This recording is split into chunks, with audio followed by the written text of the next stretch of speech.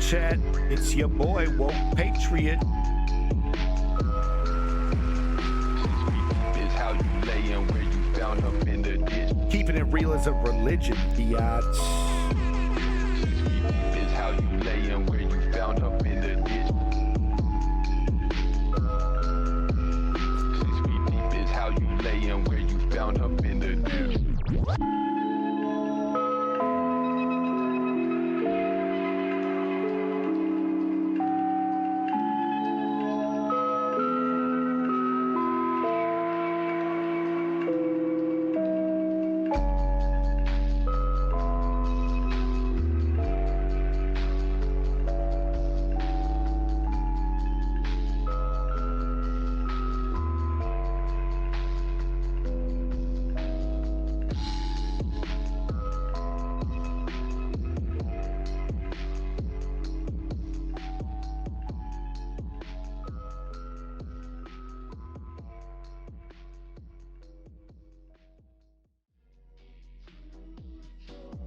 All right.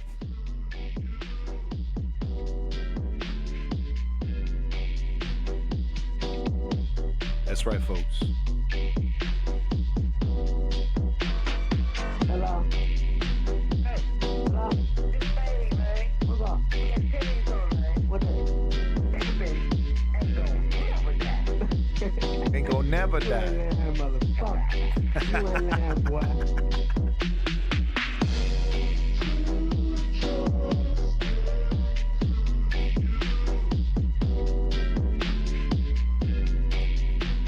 Folks, welcome to the motherfucking News Underground. I am Abandoned Nihilism, aka The Harbinger.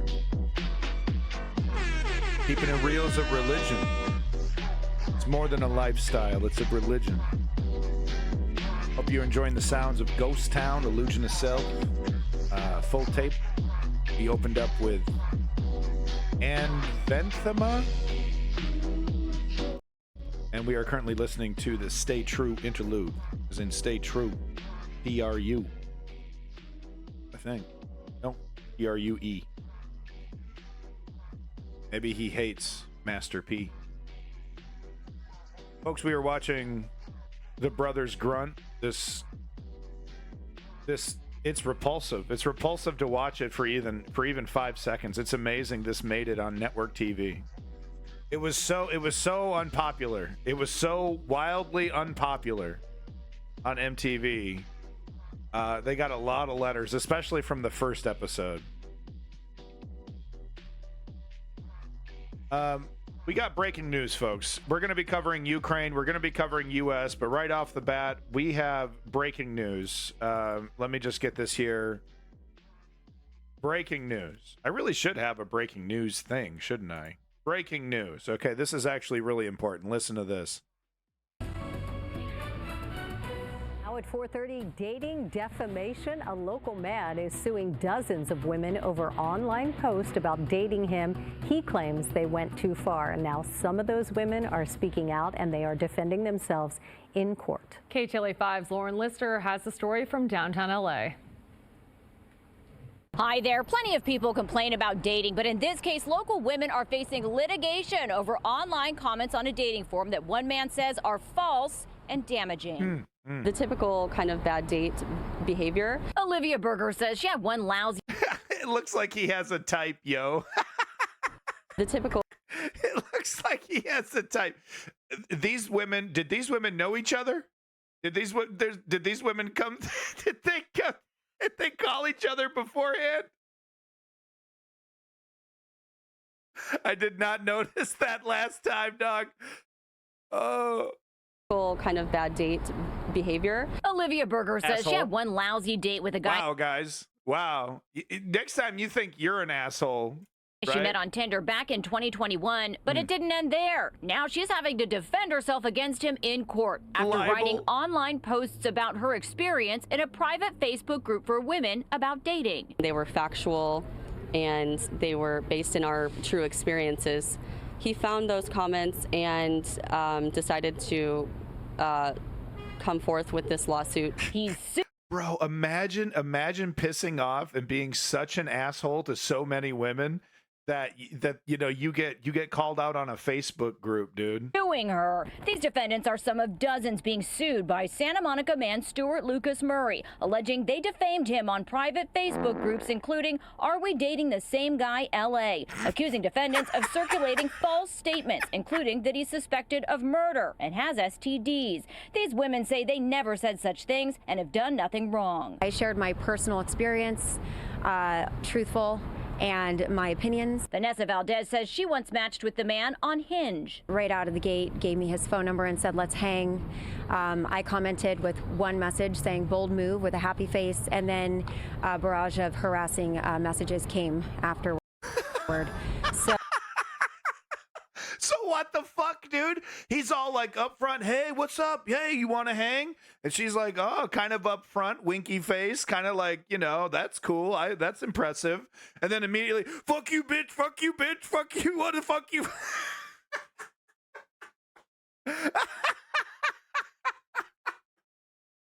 This motherfucker's notorious, dude. And then a barrage of harassing messages came afterward. you're lesbian, must be a lesbo. I immediately blocked and reported him. Valdez says years later she commented on a post in the Facebook group about him. And now I'm being sued. Murray was like, declined "Oh, I an interview recognize request, that sending us guy." a written statement reading in part, for years key defendants obsessively tracked, stalked, and incited harassment against me. These are women with whom I had little interaction. In every case of interaction, I rejected each one of them and cut them off quite swiftly. Instead of going their separate ways, they went on for months and years to spread misinformation about me. A legal analyst says the women may have a viable defense. If the claim is defamation and the Don't defense hate the is player. that it is the truth or it was simply stated as an opinion, then there is no defamatory statement.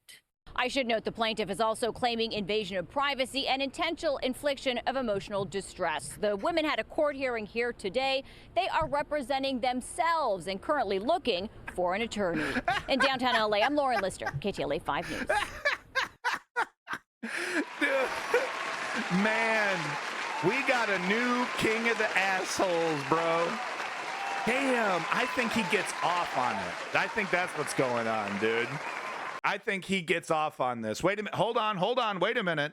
Hold on. I'm receiving. Wait, we have another update from the Women of America. 1 second. Hold on. 1 second. It's coming in. Hold on. Yes, we have an update on Mike Green. Tuning in now. Hold on. Here we go. tuning in on Mike Green. In just a moment, we'll be hearing a statement from the Attractive Girls Union, Okay. which is still refusing to enter talks with Mike Greenman. For months now, the Attractive Girls Union has declined to negotiate with Mr. Greenman or even smile back at him when he smiles at them in a bar. Oh, we were working Let's on go that. live to that press conference now. Girls Union has resolved to continue ignoring Mike Greenman and will remain firm on that stance until such a time as Mike starts dressing better or at least gets rid of that goatee. Although it is clear Mike is very eager to come to the bargaining table with us, at this juncture we cannot negotiate with an individual who stares at us for half an hour before coming over to tell us he likes our shoes and then stands there awkwardly. I will now take your I questions. told him not to do that. How do you respond to the new pants Mike Greenman is wearing today? We have not noticed them. I didn't notice Next the new question. Joining us now for analysis is arbitration expert Nick Goldener. Hello, Brandon. Bad news here for Mr. Greenman today. Yeah, it was a real disappointment. Mike has tried to initiate talks with the Attractive Girls Union hundreds of times at bookstores, bars, the grocery store, parties, on the street, at concerts, in elevators, once in a dentist's office, which is very awkward. does gotta get But rid of that in goatee. most cases like this, he would have at least gotten a fake phone number by now. But clearly, these attractive girls are playing hardball here. So they're not giving him anything, it seems. They're not. Well, there were reports last week Mr. Greenman was able to procure a brief parley with one union member at a Starbucks. Now, what was the result of that? Well, Mr. Greenman inquired if anyone was sharing her table, and the official, whose sources say was, quote, hot enough to be a model, responded that she was pretty sure got someone the braided was sitting belt. there. She then went back to reading her book, effectively shutting the door on negotiations. Oh, so at least there's some dialogue there. Could you talk us through the deal that Mr. Greenman is offering the Attractive Girls Union at this point? Well, he's begun doing 5 to 6 push-ups per night and has announced plans to start jogging soon.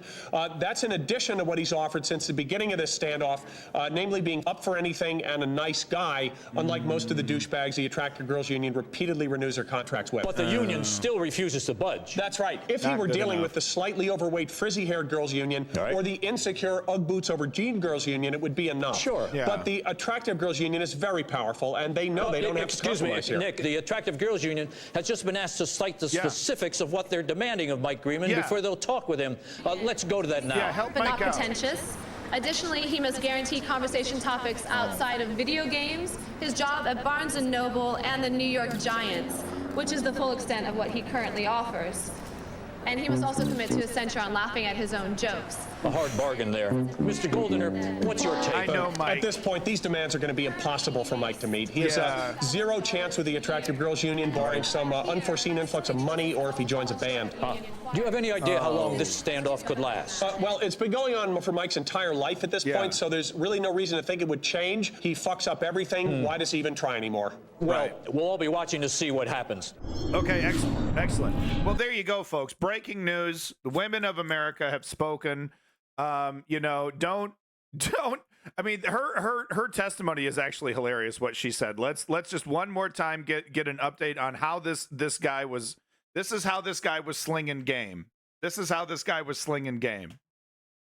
And has STDs. These women say they never said such things and have done nothing wrong. I shared my personal experience, truthful, and my opinions. Vanessa Valdez says she once matched with the man on Hinge. Right out of the gate, gave me his phone number and said, let's hang. I commented with one message saying, bold move, with a happy face, and then a barrage of harassing messages came afterward.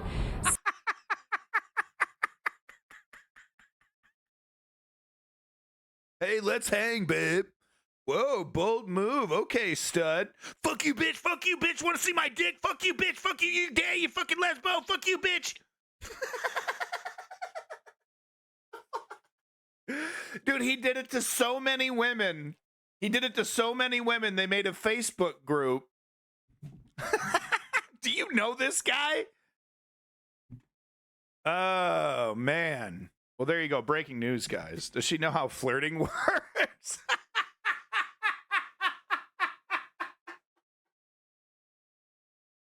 What a bitch. Fuck you. I listen to Ben Shapiro. Okay. What do you mean that's a red flag? Okay.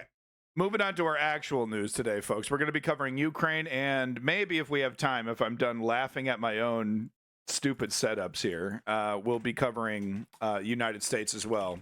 Might be doing United States tomorrow. We'll see how I feel.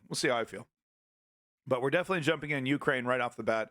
Got a couple long ones here, so I'm sorry in advance. Of course, we're not going to be watching the entire 30-minute debate that I have queued up. There's a big chunk that I'll be skipping there. The DW does a really good job of labeling their chapters and stuff. Makes it pretty easy to skip through some of the less relevant stuff. Did we date the same guy? Oh, man, what an infamous asshole. I've had some bad dates when I was dating, but man. But anyway, we got I just wanted to give some updates on what's on the ground here, what the hell's actually happening. That's basically it. Not a lot of good news right now. Of course, the Republicans are still holding up aid to Ukraine, still trying to, I don't know, what are they trying to do? I mean, what okay, wait, what am I talking about? What are they trying to do? Of course. No, Joe Biden literally gave them everything that they wanted on the border, and they rejected it, of course, because what they want is the fight. They want this. Joe Biden is not doing anything about the crisis on the border. They want that for the election. That's why. But anyway, okay. Not much has changed, but with that said, there's still a lot of stories to tell, and I'm not going to be one of these guys that just drops Ukraine just because they're not, sinking dubs. Quite frankly, maintaining the front line with the attrition, the ammo attrition that they're dealing with is a dub. Like literally every single day of survival is a dub. But of course, not as exciting as, pushing, 50 kilometers forward, yada, yada. Right.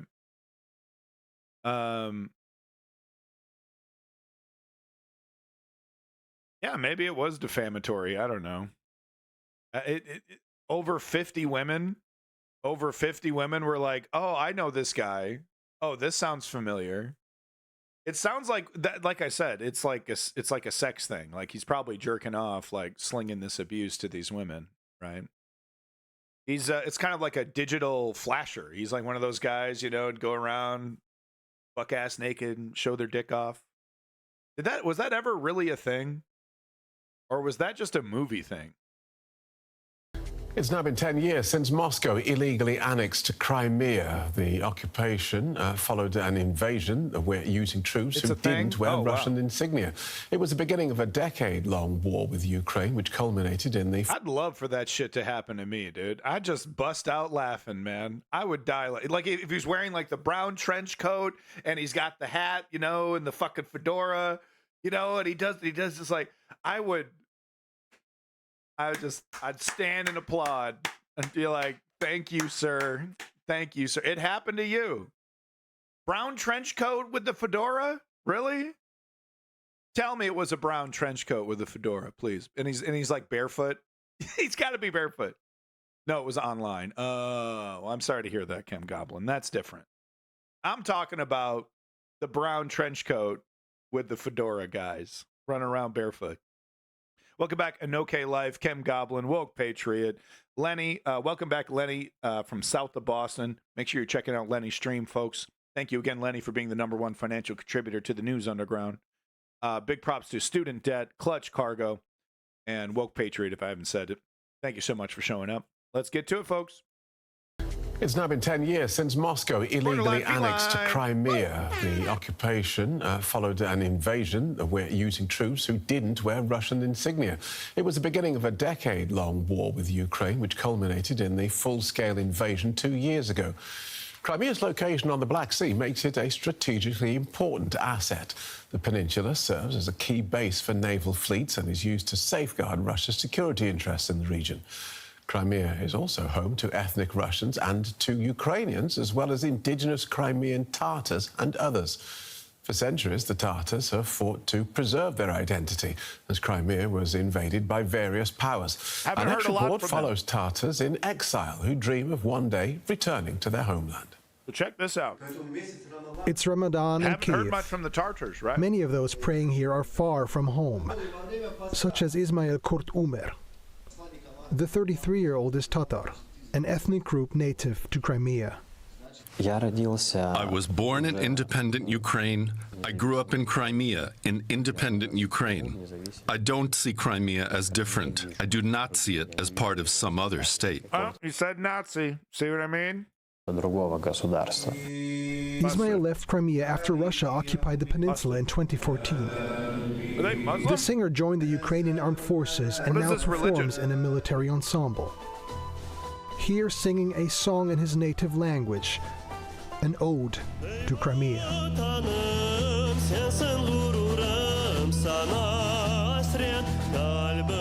Going home, even to visit, has become You got one hell of a impossible. voice, man.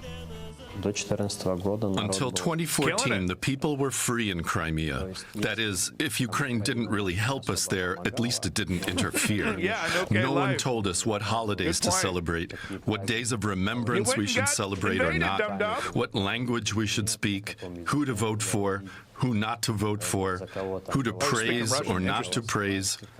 Nobody told us this. That was fascinating. Tatars Forced have to been learn living in Russian. Crimea for hundreds of years. Under Stalin, they were persecuted and deported. The collapse of the Soviet Union allowed them to return. That freedom didn't last. Since Russia's occupation in 2014, Tatars are again being persecuted, making up the largest group of political prisoners. Around 50,000 Tatars are reported to have left Crimea since 2014, while the Ukrainian government estimates more than 500,000 Russians were brought in. When Russian President Vladimir Putin annexed Crimea, he promised the lives of ordinary people would improve. Instead, sanctions have impacted the economy and democratic rights have been lost. We see the destruction of cultural heritage, the impossibility of using one's native language in educational institutions or in public space. Therefore, these are very important things when we describe how people live in Crimea. That is, it's the territory of fear. Tamila Tasheva says when Putin invaded Crimea, the world looked away. The occupation is seen to have paved the way for the full-scale invasion of 2022. Today, liberating Crimea seems like a daunting challenge, but for Ukraine's government, it's not up for debate. There's no doubt that only liberation of absolutely all territories will bring us peace. For Ismail, there will be no peace until he can return home. I believe in Allah and hope that everything is the same. With His permission, Crimea will still return to Ukraine, and there will be safe access and passage for someone like me.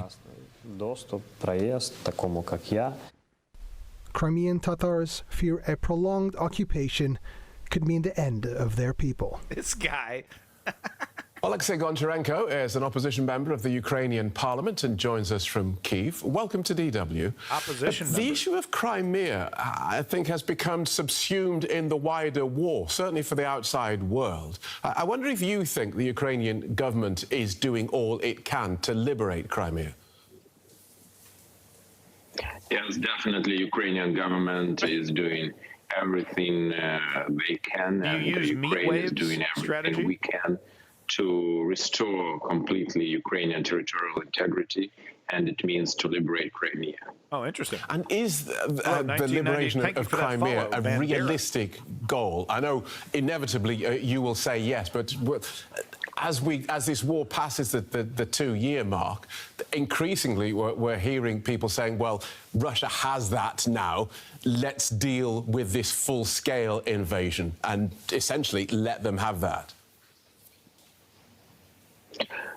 No, it's impossible to let them have this, because that will mean that there is no international law in the world, and there is no international order in the world. So it's not just for Ukraine, it's for everybody. It's important. And yes, it is realistic, but the question is when. I'm not telling you that this will happen tomorrow, but I'm sure this will happen one day. And, it can be quite unpredictable and quickly. I think many people just That was, I believe that was when Russia was that before or after the Russian occupation? Because I believe there were, I think after Georgia, there were some other, yes, because we have talked about that. Yeah, in OK Life, we have talked about that. I do believe that there was after the Georgian and Donbass invasion, there was updated poll numbers that were taken, and people were less keen on Russia. But please correct me if I'm wrong. But I think there was something like that when we covered that, because we did cover that 60% number. 4 years before Berlin Wall fall, would not believe that it would happen. So sooner or later, Crimea will be under Ukrainian control.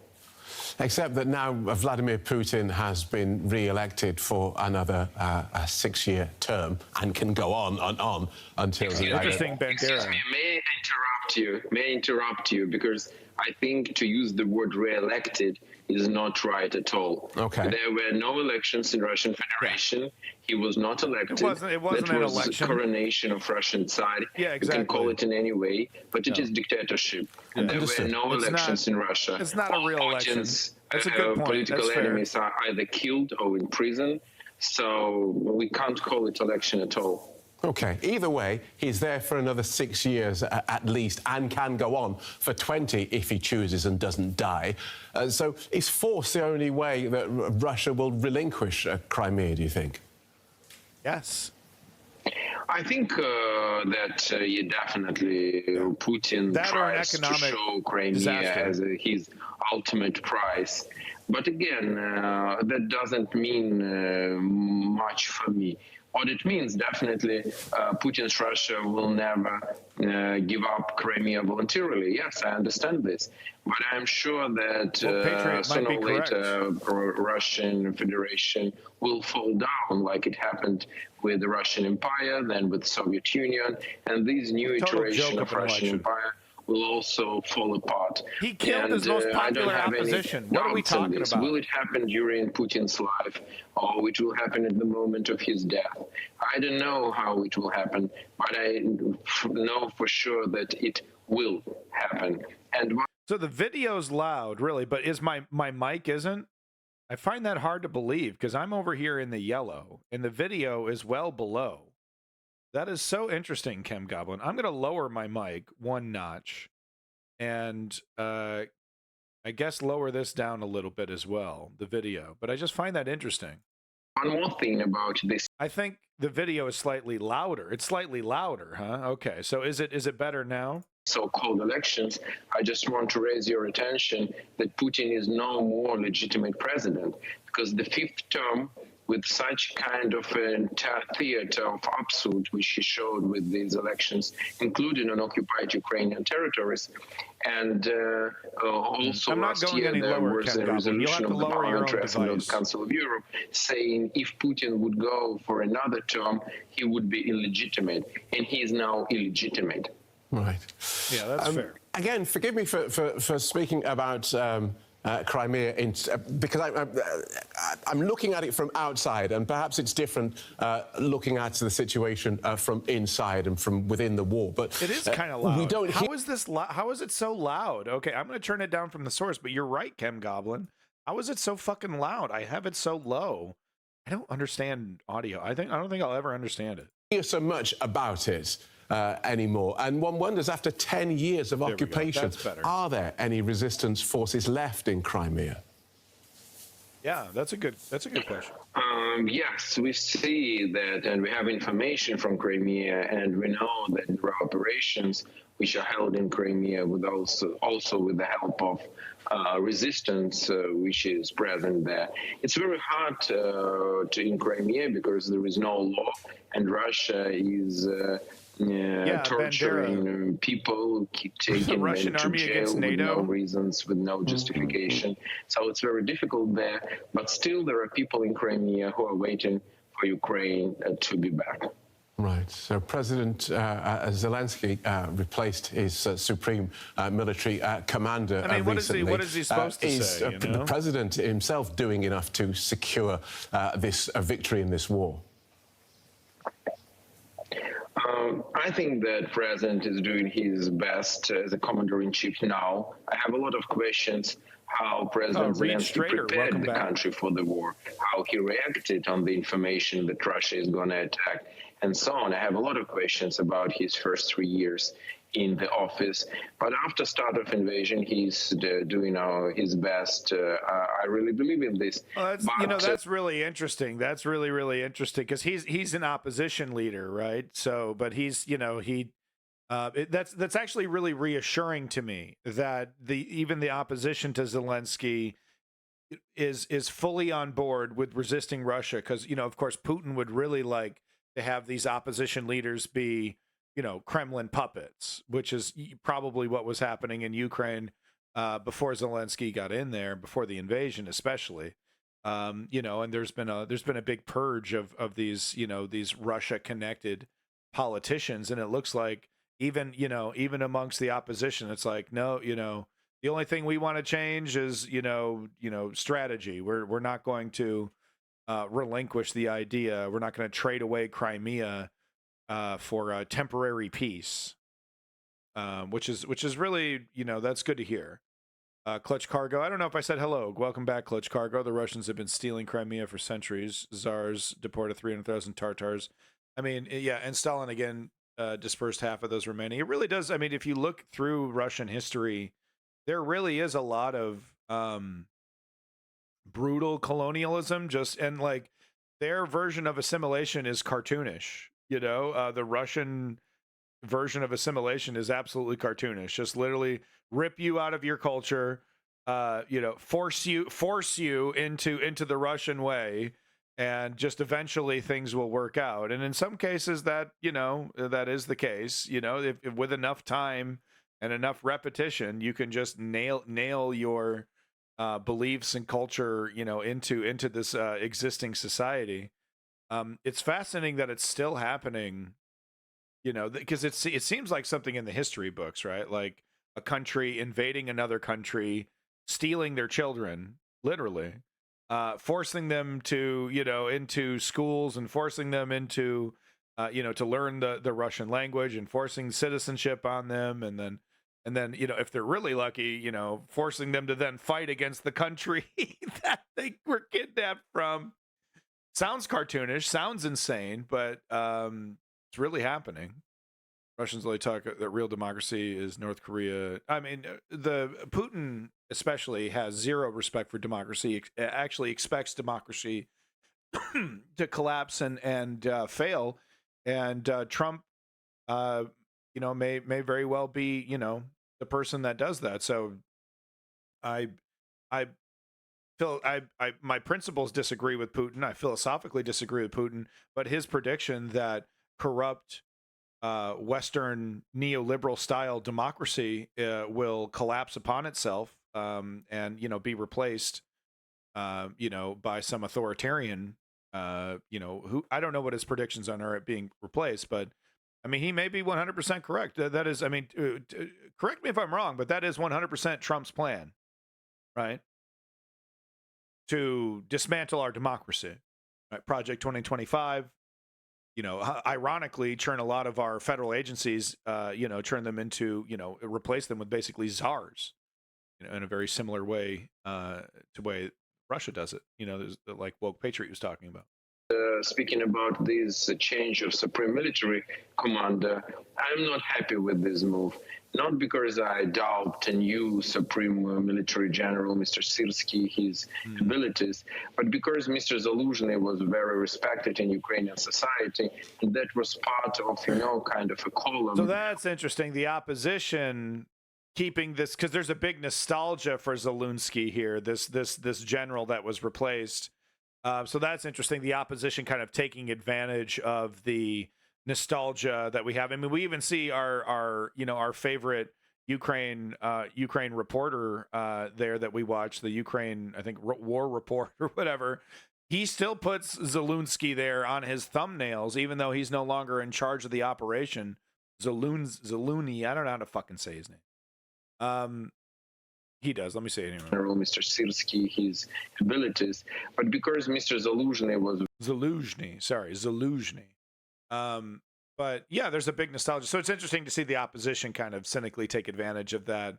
Who cares about his popularity? I think it's a perfectly fine idea. Change the pitcher. You know, you change the strategy. You know, you get some fresh eyes. You get a fresh leader in there with some new ideas. We saw it happen all the time in World War II. You know, when it really counted.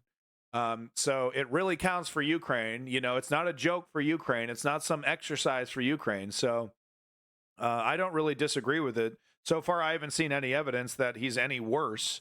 I haven't really seen any evidence that he's any better. But this fellow that replaced him. But what's his name? How do you say it again? Military General, Mr. This move, not because I doubt a new Supreme Military General, Mr. Syrskyi, his abilities, but because Mr. Zaluzhny was very respected in Ukrainian society, and that was part of, kind of a column, or one of pillars. I mean, that's good for morale. On which society. What about his military strategy? What about victories on the front line? People in our victory. Too, so that was important, at least from psychological point of view. Was super popular. The president made his decision. Now we have America's general, Patton. Final word. Patton was also a fucking maniac that wanted to invade Russia. You know, the moment that we were done with Germany, he was like, "All right, line up, let's go. Perfect time to get them." Technically, he was right that it was the perfect time to get them, but. I mean, just, God, we wouldn't be dealing with this problem, though, if Patton had gotten his way, though, huh? Isn't that kind of funny? We can't let that mentality win out, but I'm not going to sit here and deny that if Patton had gotten his way and America just took over Russia, could you imagine? We wouldn't be dealing with this. Maybe. I don't know. Wouldn't it be funny if we took over Russia and we invaded Crimea, we conquered Crimea, we just continue for some reason, right? We don't give Ukraine its democratic independence, right? And it was Ukraine versus the behemoth of the United States. Interesting, alternate timeline stuff. On backup that you're getting from the West, billions is at the moment stalled in the United States Congress because of domestic policies there. The EU has today announced a new €5 billion tranche of funding for Ukraine. Your thoughts on those two issues, please.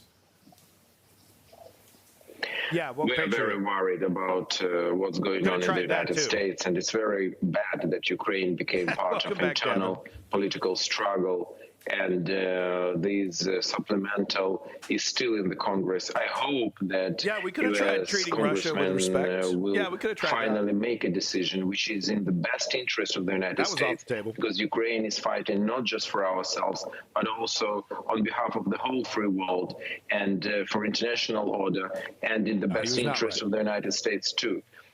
And speaking about Europe, I want to thank European leaders, Germany, France, other countries who are helping Ukraine in this situation. And Europe now is trying to step in when United States are wavering, and at least to win time finally to finish these discussions in the United States. So I want to thank all of our allies, and I hope that United States will fix their debates as soon as possible. The whole world depends on this.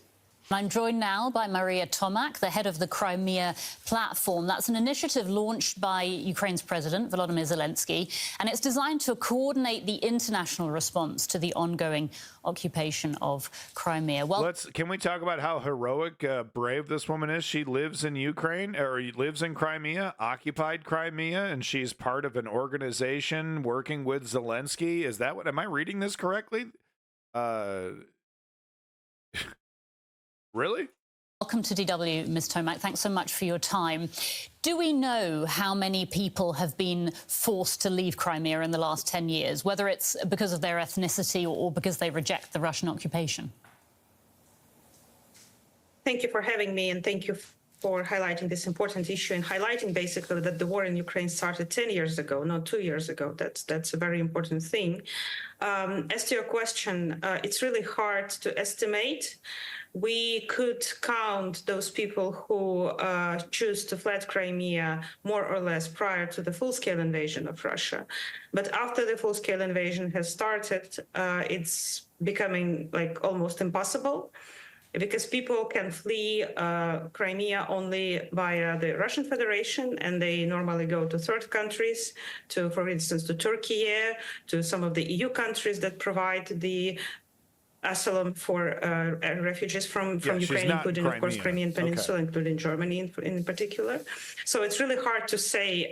We know that prior to the full-scale invasion, it was at least 120,000 internally displaced persons, those people who fled to mainland Ukraine. But that was not the full number of people, because normally people do not register as IDPs, and it's only those who are registered. Yeah. But so after, we can say that there's more and more people flee because of the mobilization in the first place. Okay. Can I ask you how much resistance to Russian rule still exists in Crimea after 10 years of occupation? Okay, so we had this question in the chat, right? So, I mean, you know, grain of salt, this is obviously a biased source, but do we have, does anyone have any other sources? Does anyone have any other information from inside Crimea about how they're feeling about it, right? Are they really digging this occupation, you know? Russian rule still exists in Crimea after 10 years of occupation. That's a very good question as well, because, you know, we ourselves being engaged in the Crimean-related issues for 10 years now with my colleagues, including Tamila Tasheva. So we were surprised with the number of statements and actions in support of mainland Ukraine that we have seen in Crimea since the beginning of the full-scale invasion. So prior to the full-scale invasion, there was a strong human rights movement, which was mostly based on the Crimean Tatar indigenous peoples, Crimean Tatar community. But after the beginning of the full-scale invasion, what we witness is, as of now, more than 700 different actions that were persecuted by the Russian occupying authorities all over Crimea, like people raising Ukrainian flags, people writing comments in the social media, people making tattoos in the form of Ukrainian just map, and that's how it ended up being persecuted for the so-called discreditation of the Russian army. So in various ways, people show their solidarity. And I can tell you what's the key factor now for this. It's the success of Ukrainian army in the Black Sea region, which was achieved due to the efficient actions of Ukrainian army, but of course with the support of the Western supplied army weapons. Ms. Tomac, can I ask you how... So people are seeing those drone boats, they're seeing that bridge explode, and they're like, it's impossible for us to really feel confident. I can't feel confident about what the plurality of what does the democratic plurality think in Crimea, right? Like, are they pissed at Ukraine because of the sanctions, or are they pissed at Russia because of the sanctions? You know what I mean? And I guess some people are and some people aren't. It just depends. It was really interesting to me seeing Ukrainian citizens who were currently being bombed still making excuses for Russia and Russia's invasion.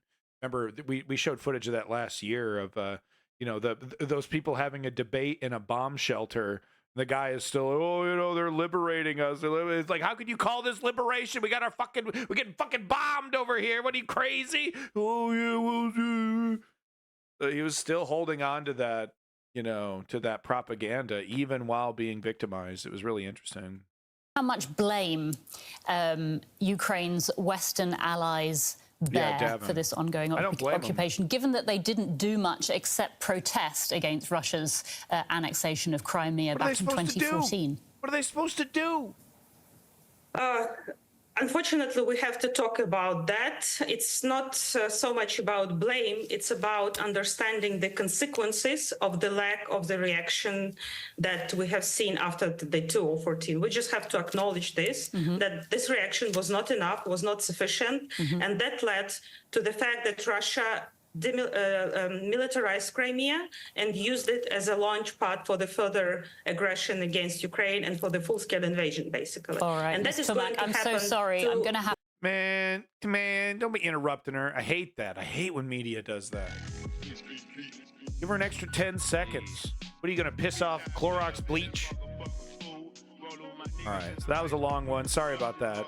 I'll give you a little meat here. News Underground. You know what we're about.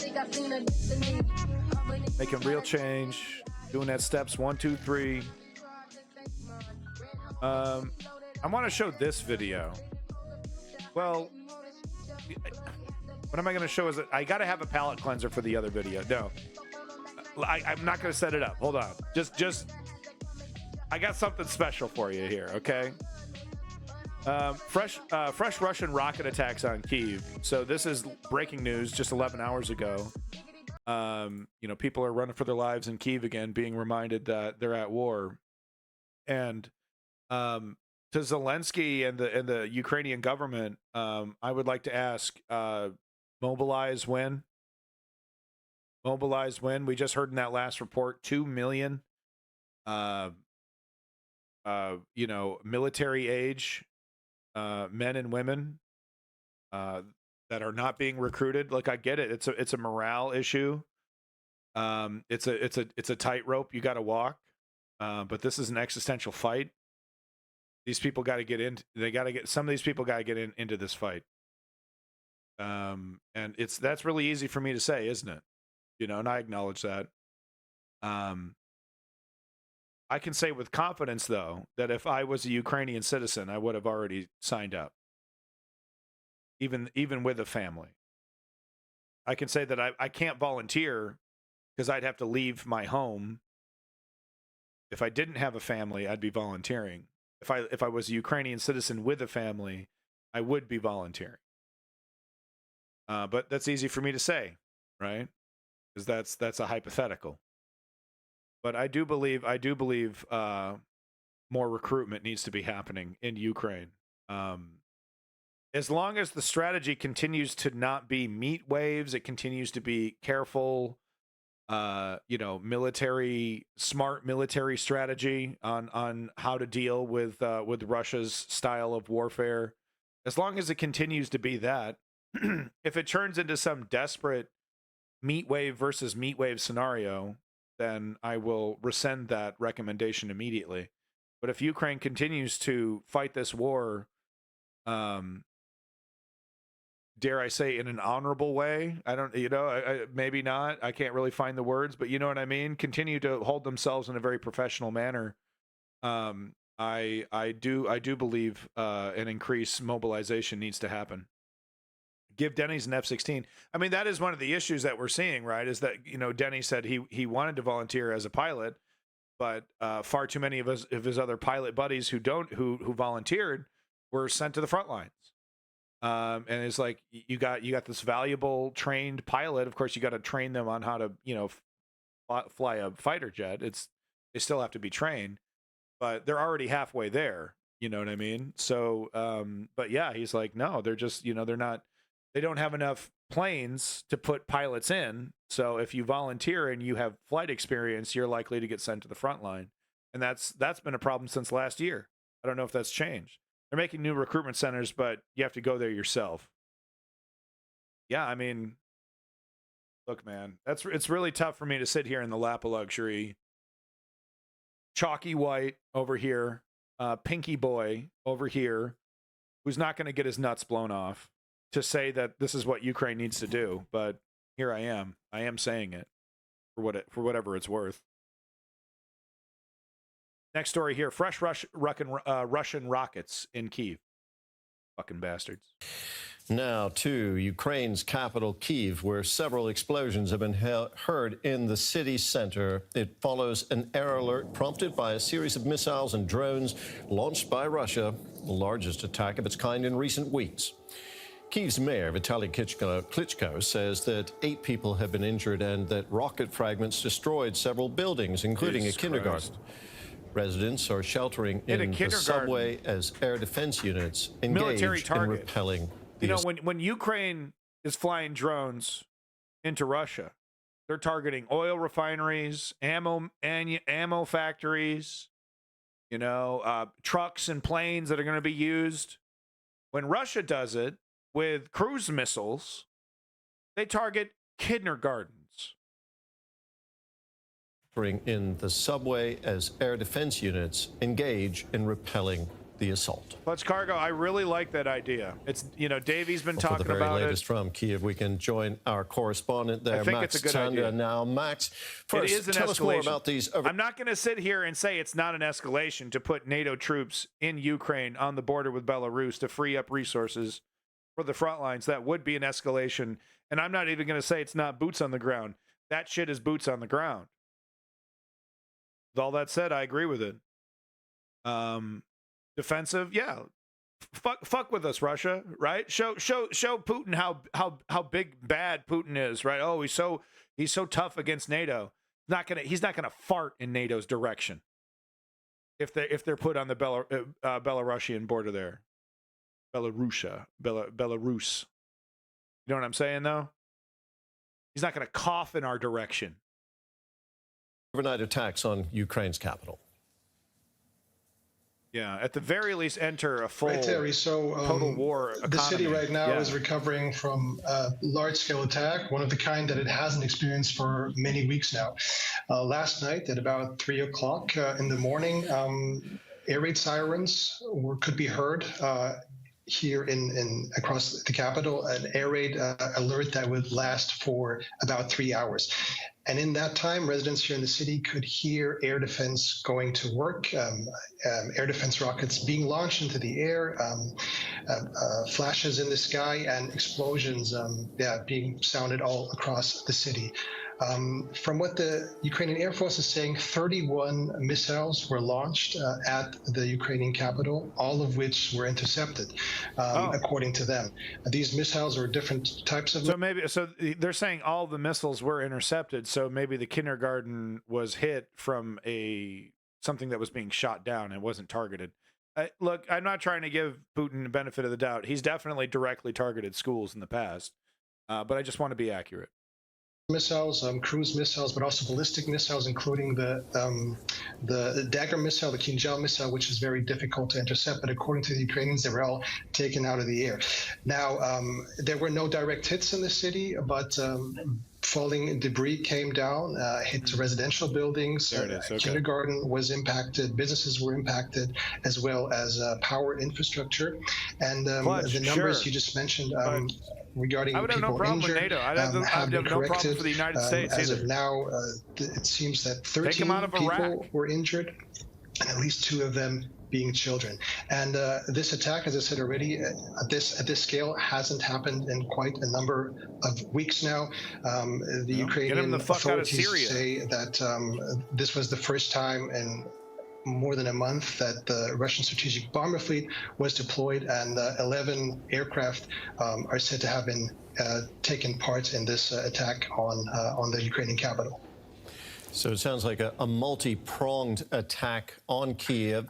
Is this being seen there, Max, as retaliation for yesterday's attacks on Russia's Belgorod region? Well, that is very difficult to say because usually the Russians, neither the Russians or the Ukrainians would comment on the reason behind their military actions. See what those things do. The Look Russians at the holes. Wouldn't comment on these kind of attacks usually. But what we know is that there has been fighting happening in the north of Ukraine, in the border regions with Russia, in the southern provinces in Russia, the Belgorod region, for example, and the Kursk region, as well as in the Sumy region in Ukraine. These regions have experienced bombardment and shelling. And in addition to that, as you mentioned, there has been, Russia has experienced boots on the ground. Taking a look, already on March 12th, pro-Kiev Russian militias carried out an incursion into Russian territory and have been fighting there.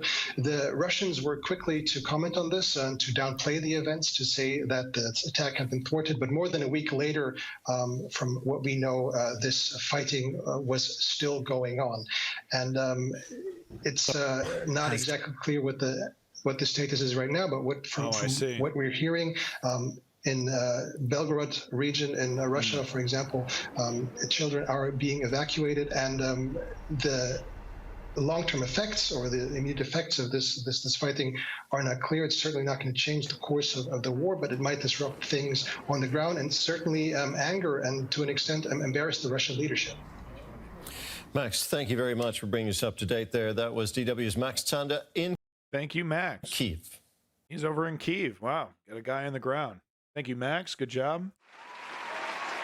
He seems to have taken it personally too, which I appreciate there. So Davin over here with a pretty interesting link, just showing us what what happens. Park, you can hear just now as I turned on the camera, you can hear some of the Russian shelling. They just fired just now. Right. So what he's showing here is this is what these Russian weapons of war do to these playgrounds. It looks like we had an impact here, maybe. Yeah, I didn't click unmute. I don't know why you just unmuted it. I didn't do that, but he's just showing all the shrapnel. Look what it does here. And it's really scary too. Like when these bombs drop, you could be standing, half a mile away, in a field somewhere, and you can catch some of these, some of these chunks flying your way. So just disgusting stuff. And I mean, it's one thing, when this happens tragically, when shit is getting shot out of the sky. I mean, it's another thing when, you're deliberately targeting. And I think it's undeniable. Oh, that's cute. Look at that. Still works, Russia. Yeah, that's awful stuff. Awful stuff. Okay. So I wanted to show at least some chunks of this, because I think, this is the debate we're all kind of having online with ourselves, amongst people who know what they're talking about, yada, yada, yada.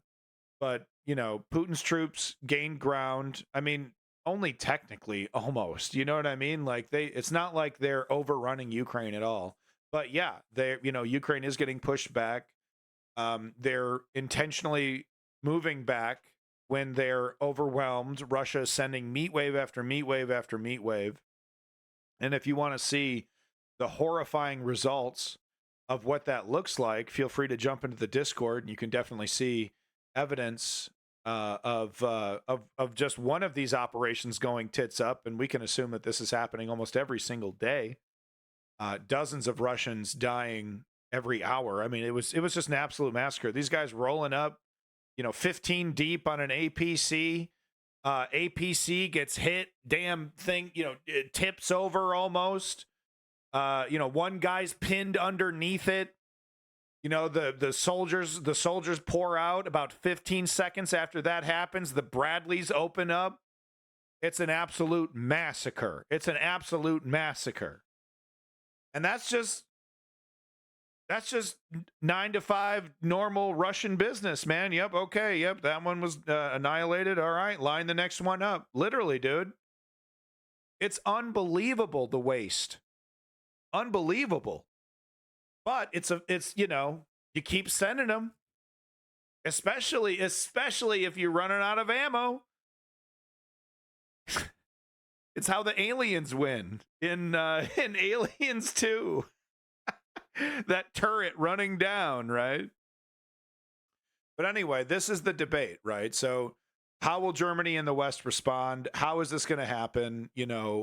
It's unbelievable to me that Joe Biden looks like such a limp dick. He looks like such a little wet noodle. Letting himself be pulled around by the nose by this theocrat, Mike Johnson, and just day after day goes on, and the Democrats are sitting around, I'm really disappointed. Meanwhile, meanwhile, people are dying on the front lines over there in Ukraine, man. It ain't no joke. There's such a wild disconnect between the ridiculous, absurd politics of the United States and trench warfare. You know, bullets not being able to being put in guns. And you're like, I'm here, I'm trained, and I don't have the fucking gear? Of all the things to be worrying about. So that's my thoughts. But let's get into it here. Be as respectful as you can. I hear you out there, you horny toads. The situation in Ukraine is growing increasingly dire as Ukrainian soldiers struggle to maintain their defense lines against Russian aggression. So does that mean that the Russian president is edging closer to his goal of seizing large parts of Ukraine? If Putin believes he can simply wait out the conflict, he has miscalculated. Strong words from German Chancellor Olaf Scholz in support of Ukraine. However, I don't know if it's fair to call them a failure. I think it's fair to say that they haven't been as effective as what people were describing. With that said, we just heard a report about people in Crimea saying the sanctions are absolutely affecting. Of course, that was the opinion of the Ukrainian opinion of what Crimeans think. We're absolutely seeing the sanctions. I'm hesitant to call them a failure because they have forced Russia into making different moves, right, to make up for this money. But I definitely feel like it's fair to say that they haven't been nearly as effective as what was sold to us, especially the removal from SWIFT. There was predictions that this was going to cause a full-blown economic crisis in Russia within weeks. And, they were, India and a bunch of other countries were lining up to buy as much oil for pennies on the dollar as possible. So, they actually sold more oil. They made more money last year. Yes. Okay. Unsuccessful versus failure. Yeah. It shocks me that there are still American businesses, there still are Western businesses working that they themselves haven't been targeted and sanctioned. Where's the sanction against Burger King, Joe Biden? What? How much money is that lobbyist Burger King money, bringing into the DNC? You can't chunk that off. Oh, we got to have that Burger King money. Can't piss them off. What's the matter? What? Are you going to get in trouble on Fox News if you slag off Burger King, Joe Biden? If you shame them with your bully pulpit? Oh, not only is Burger King the nastiest fucking cheeseburger you've had in your life, they're also still in Russia doing business. You can't take 5 minutes out of your fucking, nap schedule to hop on over to the bully pulpit, blow the cobwebs and dust off it, make a couple comments about Burger fucking King, Joe Biden. Too much. It's too much to ask, guys. Come on. We can't be slagging off American corporations. However, they come at a time when his own party has emphasized the need to freeze the war. The question remains, of course, whose interests would this really serve? Ukraine's or perhaps Putin's? Today on To The Point, we ask, as Putin's troops gain ground, how will Germany and the West respond? Yeah, and Germany's really coming through, man. Really strong statements from Germany. And Olaf Scholz here. Total 180 from Merkel. Total 180. Putin. Hello and welcome to The Point. I'm Isha Bhatia-San here in Berlin. And today my guests are Lieutenant General Ben Hodges. He's former Commanding General, United States Army Europe, and now Chairman of GlobeSec Future Security and Defense Council, FS. Pro-U.S. military think tank. Okay. Hasn't seen a war. I'm certain this guy hasn't seen a war that he doesn't think that the U.S. could have won. I'd be curious to hear what he thinks about Iraq and Afghanistan. Anyway, we know where his opinion is. DC. Yeah, Davin. Next on the panel, we have Malte Lemming, senior editor of the Berlin-based newspaper Der Tagesspiegel. Oh, Der Spiegel. Shit, dude. He's the editor-in-chief of Der Spiegel? Oh, man. No one keeps it more real than Der Spiegel. Correct me if I'm wrong. Der Spiegel was the one that was the newspaper that was was that the French one? Was Der Spiegel the one that was attacked by Muslims? Dude got straight up beheaded. Was that Der Spiegel? DC. Next on the panel, we have Malte Lemming, senior editor of the Berlin-based newspaper Der Tagesspiegel. And Yulia Bidenko, she is associate professor at Karazin Kharkiv National University, Ukraine, and visiting researcher at the Center for East European and International Studies, ZOIS, in French? Berlin. A very warm welcome to you all. What was it? Yulia, let's start with you. Now, Ukraine is facing shortage of both weapons. Charlie Hebdo. Charlie Hebdo. That's what you're. Charlie Hebdo. That's what it. That was the one where it was attacked by Muslims, not Der Spiegel. Okay, sorry. Okay, just wanted to get that correct here. All right. Why do I bother interjecting if I'm not sure? I'm such a fucking joke. I'm the antithesis. I'm the absolute antithesis of professionalism. That's the opposite, right? God, now I gotta look it up. Yulia, let's start with you. Now, Ukraine is facing shortage of both weapons and soldiers. How long can they really sustain?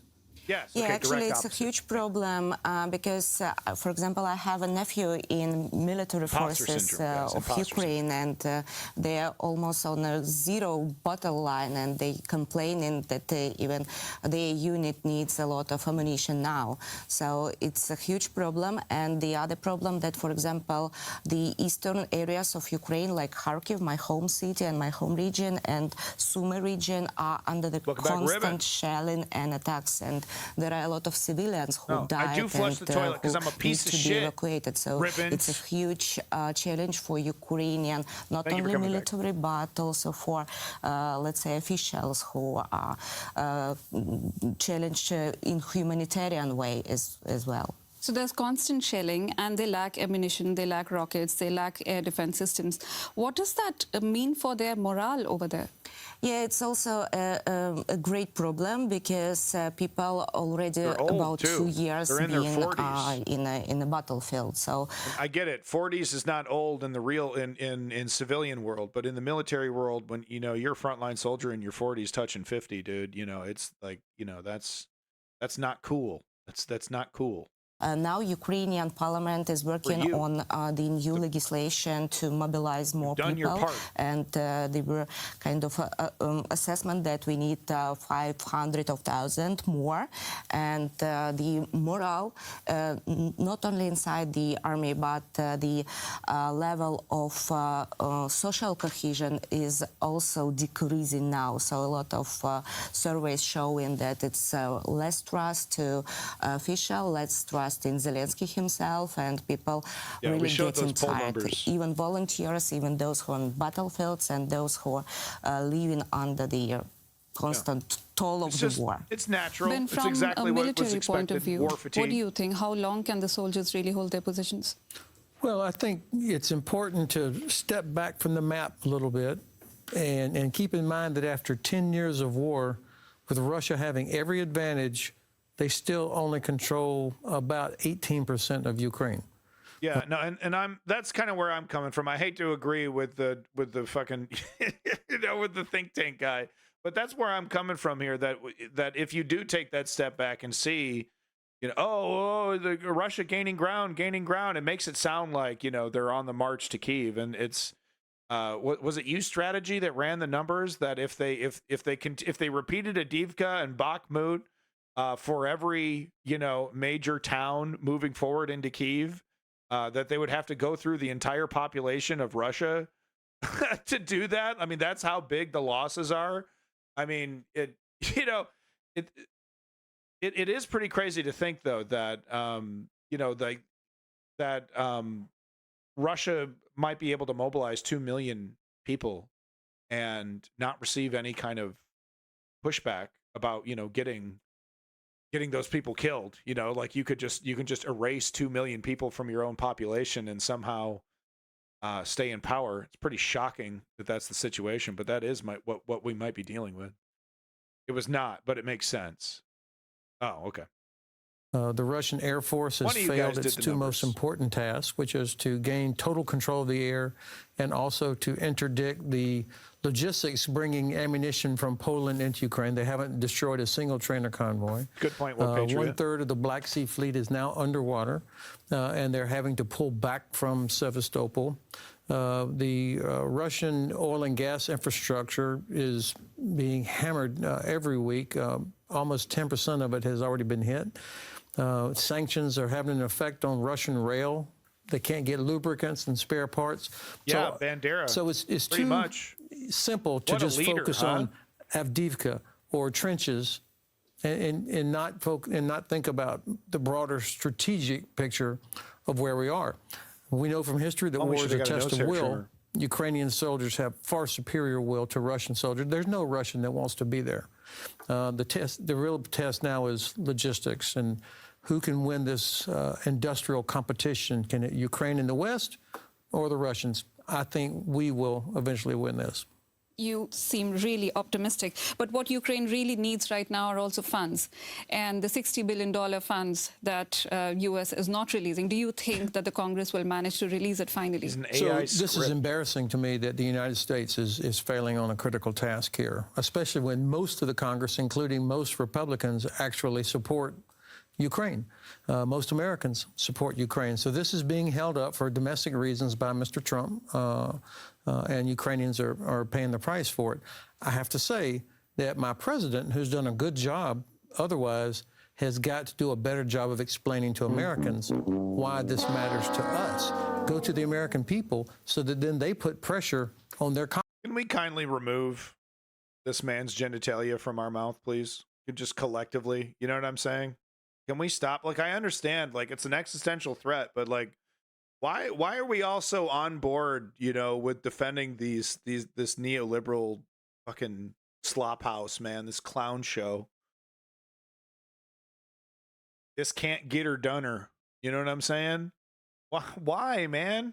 Why, dude? Because, like, it's only downhill from this. If we're defending this mediocrity, you know, what's next? Congressmen say, wait, why aren't we helping Ukraine? So America is still discussing. Germany, meanwhile, has said another 500 million euros. Too little, too late? That's a good question. I mean, if it comes to total sums, Germany is the second biggest contributor for the Ukraine, and in military and in civilian assistance as well. So I didn't hear about that. You can argue with the amount of money that is given in relation to the people you have or to the budget you have. So then it's in the middle Trump ground. Is so something human, like it hurts. place dude. 12 or something. I would not say it's too little, too late. They are supporting Ukraine, not to the extent it sometimes wishes, but you have to see there. Yeah, no shit. There's a new strategic tactic from the Ukrainian army. This is attacking the infrastructure of Russia in Russia itself, oil refineries and things like that. So I think it should be supported in doing that, because this detracts the attention from the Russians to many, many different places. They can't concentrate their air defense and defense systems on one place. So I think this is something to have to watch very carefully. Okay, and with limited resources. Thanks for providing literally nothing. Thank you for nothing. This was the segment I meant to skip. Oh shit. Okay, you know what? Why are we watching this? Didn't I want to skip something? Yeah, sorry, that was the segment I wanted to skip. I wanted to skip to get to the next segment here, which is a video on the ground. Welcome back, F'd Up Kid. And yeah, no, Ukraine has been attacking Russian infrastructure, oil refineries, ammo manufacturing, storage of tanks and planes inside Russian territory now for quite some time. I'm loaded up with alternative facts. Excellent. Those are the real ones.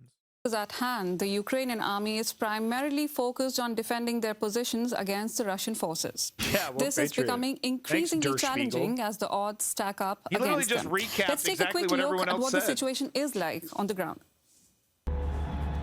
Ukrainian soldiers in the Donetsk region are using Grad, a multiple rocket launcher from the Soviet era. Excellent effed up kid. That's what I'd like to hear. There are a few grenades, but not enough of them. Not as much as at the beginning, when we could really fire and stop the enemy. In the east, things are looking bad for Ukraine on several fronts. Near Kharkiv, civilians are building more defenses to prevent Russians from breaking through. Real heroes there. Keep it up. That's Russia is also heavily bombarding the south. At least 20 people were killed in a recent attack in Odessa. Oh, that's terrible. These imperial ambitions will continue towards Lithuania, Latvia, and will not stop with France and Germany. It's better to stop it in Ukraine than later on a global scale. I have a family effed up but kid. Ukraine My wife would isn't leave just me. low on ammunition, it's She low would on fucking soldiers. leave me, dude. And the ones who have been fighting for 2 years are exhausted. Bye-bye, family. Do Ukrainian troops still have a chance? Ben, your thoughts? Do they have a chance? Well, that was the most depressing doomer narrative I've heard, and I don't think it accurately portrays what's going on. Of course they're building trenches outside of Kharkiv, which should have been happening years ago. Of course they're doing this. Of course soldiers are tired. Clearly, Ukraine has got to fix the personnel system. There are probably 2 million Ukrainian women and men that are military age. So the government, not the army, the government has to do the job of changing the necessary law, but also convince women and men that if you come into Ukrainian armed forces, we will not send you to the meat grinder, and we will only put you in the right uniform, you'll get training, and then you'll be put in a unit so that you can do rotation. They've got to do that. But the, there's... It's an interesting way to try to sell it. Honestly, no one's really buying it. You know what I mean? Like I said this before when the Ukrainian recruiter said this, people are really worried that they're going to be sent straight to the front line like they're in Russia. I believe them for now. But if the situation continues to get desperate, that calculation will change. So I don't think it's really wise to be repeating this talking point about, hey, don't worry, you're not going to be sent straight to the front line. The reality of the battlefield could change very quickly, and that promise can be, will be nullified very quickly. There's another side in this war. There are no Russians that want to be there. And when we talk about Avdiivka, I mean, people talk about Avdiivka like it was Stalingrad. Avdiivka is as far in the east as you can possibly be in Ukraine. Yeah. So and the Russians, after a month, I mean, that happened during Munich Security Conference. So a month ago, they finally took Avdiivka after losing 40,000 soldiers. It's unbelievable. And they've only advanced 1 or 2 kilometers from there. So the Russians, I don't think, have the ability to exploit whatever success they are having. Let's bring in... I think that is fair. I mean, look, we've been following this, reporting from Ukraine. We've been following the frontline updates, the losses, the unbelievable losses. It's like 3 to 1. 3 dead Russians to 1 Ukrainian. It's totally bananas. And yeah, I as much as this guy is obviously biased, from where he's from, military think tank, I hate to be fully on his dick over here about all of this, but no, I think he is providing a little reality, ironically, from my own personal observation. I'm not from a think tank. Someone want to give me a think tank paycheck though? Shit, I'll take one. I'll be a fellow. Yeah, I'm Brian Fellow. Okay, moving on.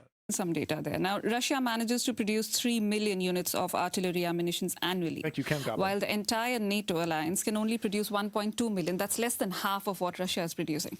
So despite all the sanctions and everything, how is it that Russia is still able to maintain this? Yeah, it's a great question. Obviously, there are holes in the sanctions. Thank you, Ken Goblin. There are things that are still getting through from India, China, Iran. North Korea, obviously. That's a good point. So there are some Russians that want to be there. But, war is not a math problem. It's not like they made 3 times this. What matters is what capability you have where you need it. And if Germany, and so like a Taurus is equal to hundreds of artillery rounds. And with the precision or the U.S. ATACMS, the 300-kilometer ATACMS, every single Russian headquarters, artillery piece, logistics site in Russian-occupied Ukraine, every one of them could be hit. That's more important than how many thousands of artillery rounds they have. It's the precision would make such a difference. So okay, and here's this bias clearly showing here, right? Because we see this with people that are fully buying into the American exceptionalist idea. And once again, I'd really love to hear this guy's opinions on Iraq and Afghanistan, right? Because this is the exact kind of shit you heard. Oh well, we're our shit is so good, it makes up for any other strategic failure.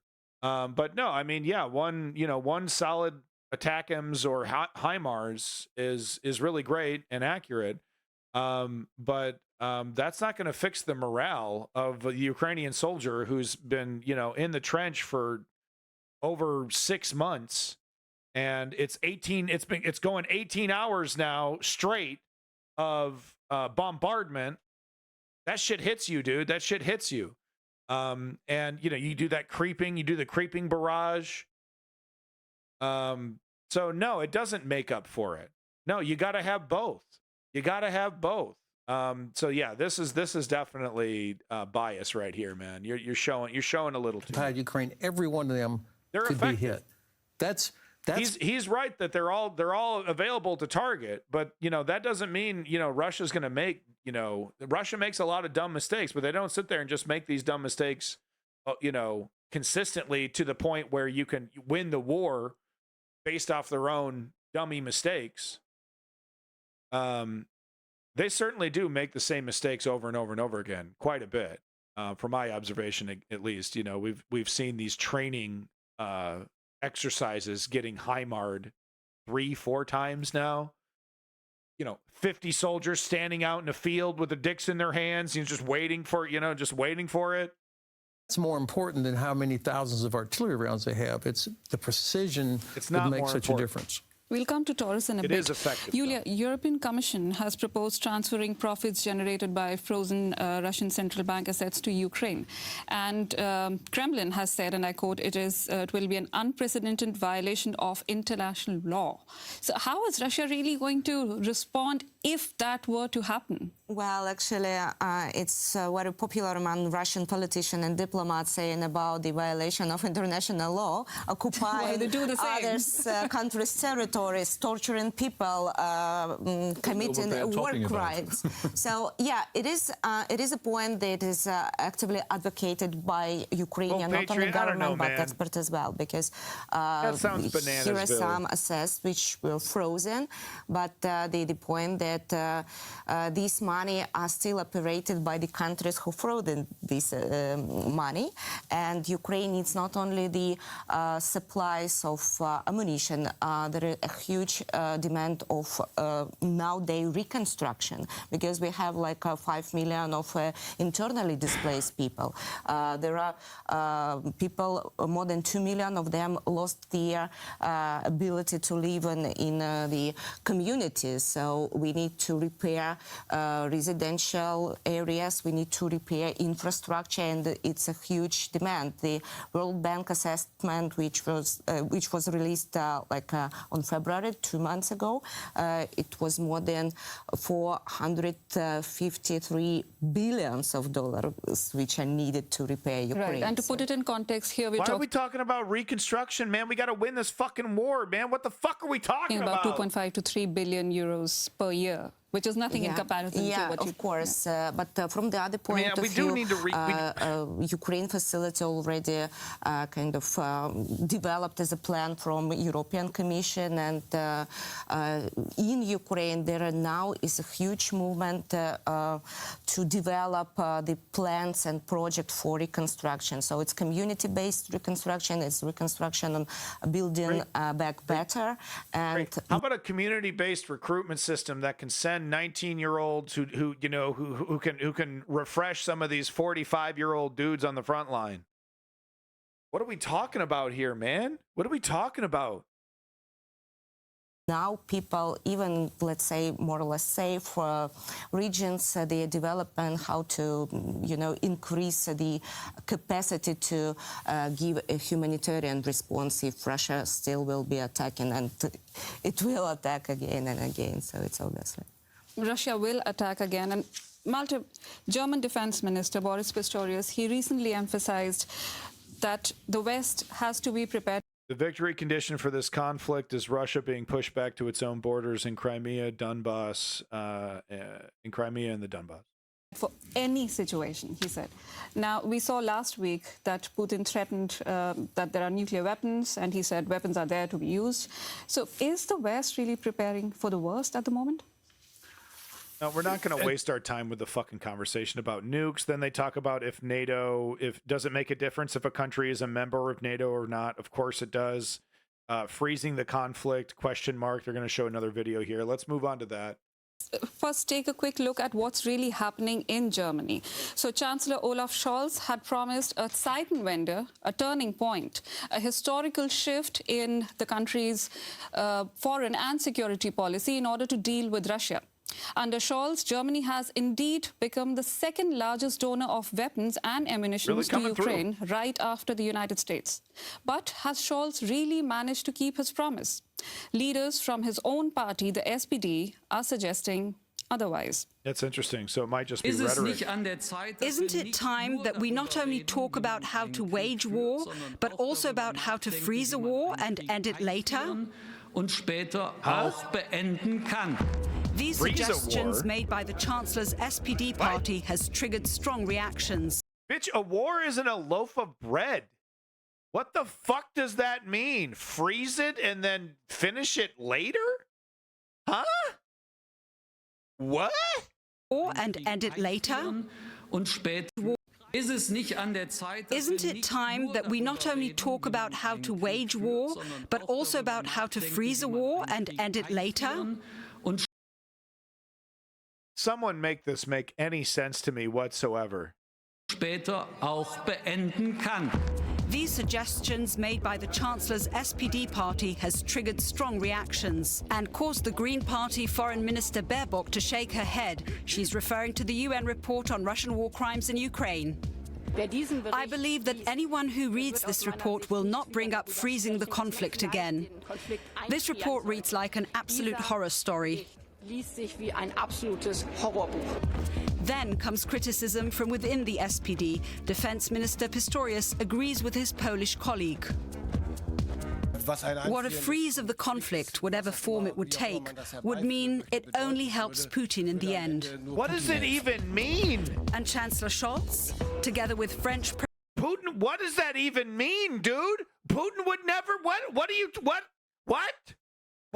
This is what they're wasting their time. This is what they're talking about right now. What the fuck is going on, guys? President Macron and Polish Prime Minister Tusk, he has empathetically pledged to supply Ukraine with more weapons. How determined is Germany to support Ukraine? How do you see that, Ben? Won't freezing the war really mean that Putin gets to keep whatever he's occupied so far? Exactly what it means. And bad luck for the millions of Ukrainians that are in the occupied territory, the thousands of Ukrainian children that have already been killed. Is that the Merkel faction? That guy representing the Merkel faction? Is that what that is? That would kind of make a little sense to me there if that was like, the people that were, part of Merkel's, group, whatever. What the fuck are we talking about? Freeze? Someone define that. Kidnapped and deported.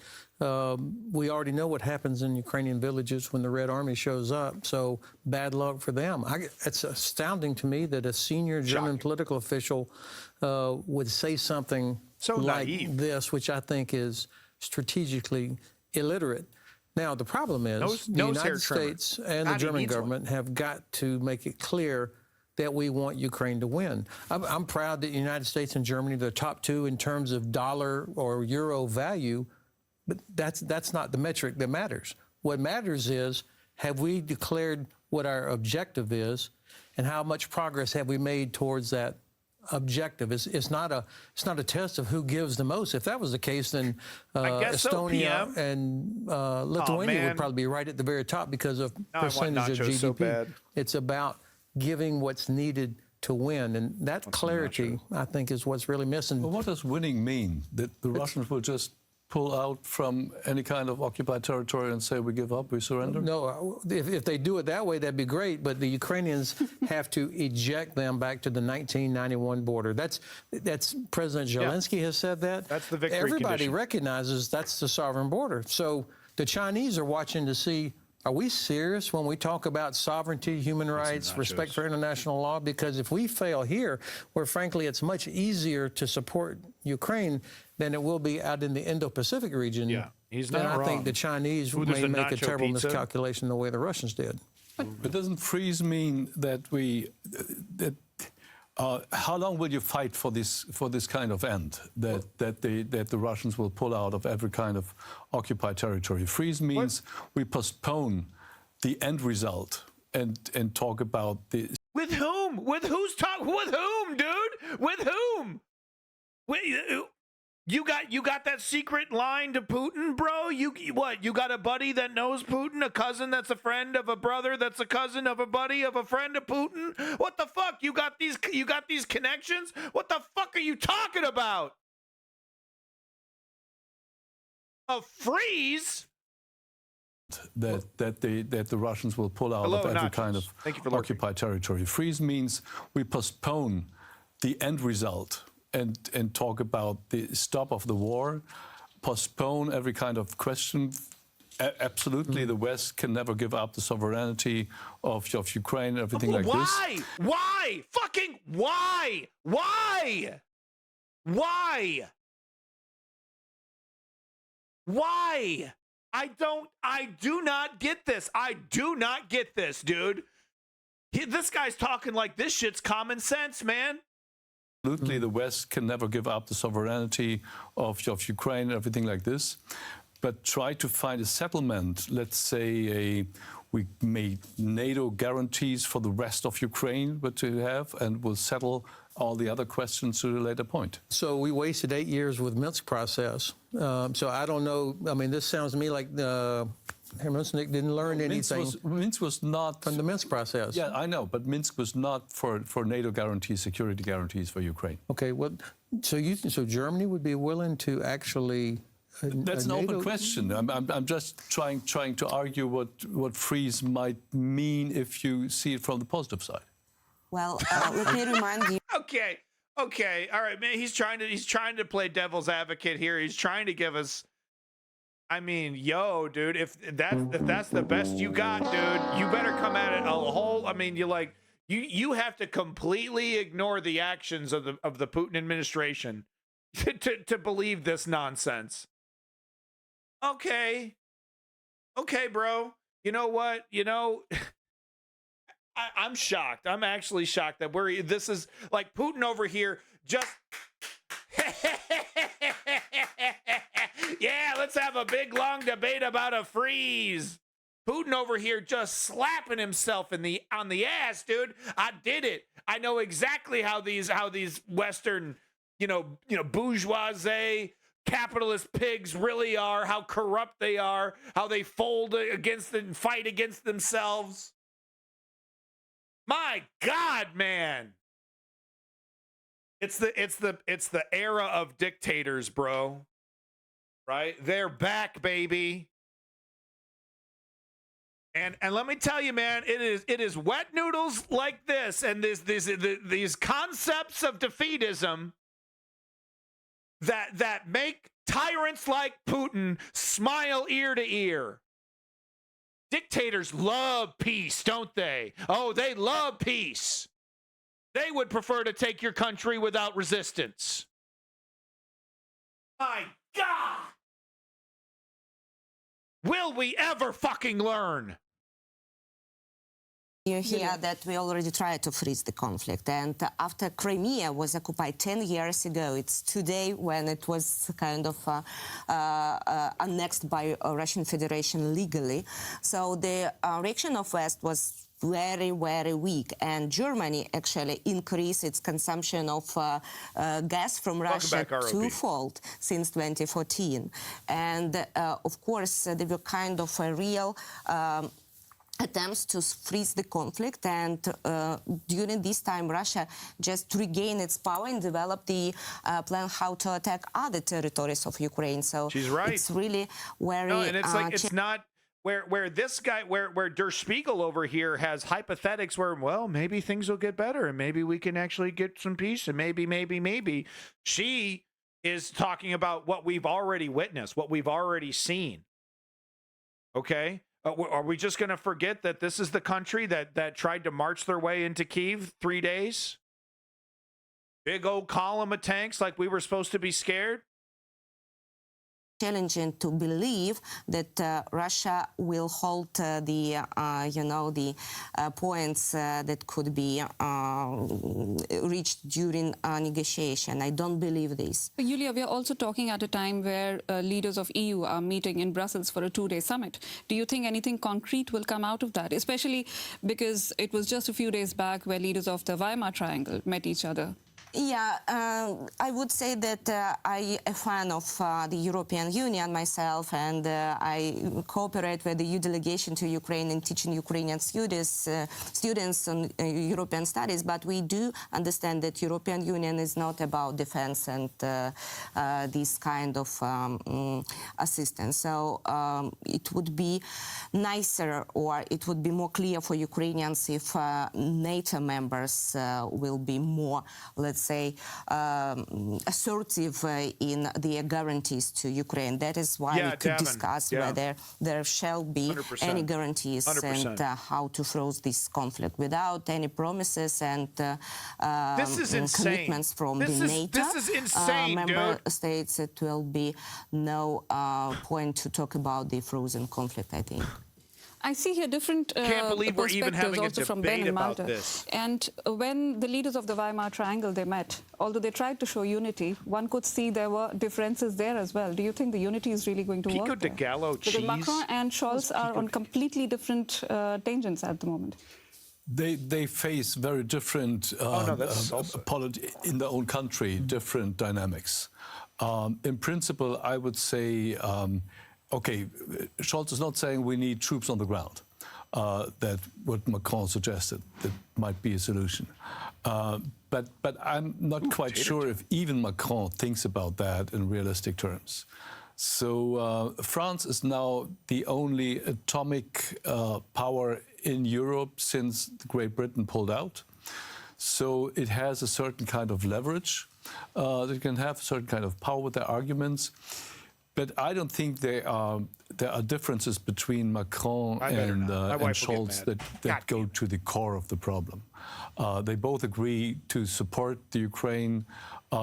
France could do better, I think. It's not the same in supporting. thing. Ken Goblin. Scholz can do better in other terms, but in principle they are in one boat. But you did start with domestic politics. So does that mean that for both France and Germany, domestic policy is actually shaping international and security policy at the moment? To a certain extent, yes. I mean, in Germany, the Ampel coalition, if the red, green, and yellow coalition has very, very different interests in this kind of thing. So a chancellor has to look for its own government and how to survive. So domestic policy shaping international policy, that's all the time we have. Yeah, that's basically the conclusion there. Yeah, all right. Well, that was an interesting conversation. Thank you to all the participants there. That was interesting. But devastatingly depressing when it comes to this concept of a freeze. So I wanted to play this seemingly experimental video created by The Sun. I don't know who's editing the videos over there at The Sun. Clearly this guy, 4 o'clock in the morning, he had a deadline at 6 and he had been working on this. I don't know, or maybe this was just purely put together by accident, but this shit is like Zen artwork. Listen to the music and just the video and the music. This is like some shit you'd see in an art museum. And then it just like right when you're really getting into it, it cuts abruptly. Okay, so be prepared. 3 or 4 minutes into this, it's gonna cut abruptly.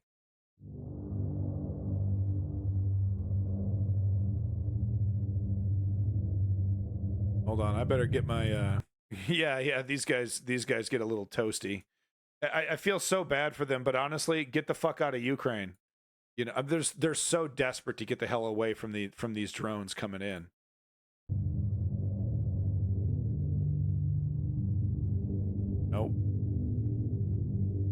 Nope. He wasn't hit. His other guy was. This is really sad too. This guy desperately trying to crawl into the machine, and as you can see, drone hits him. It's not a direct hit on him, but yeah.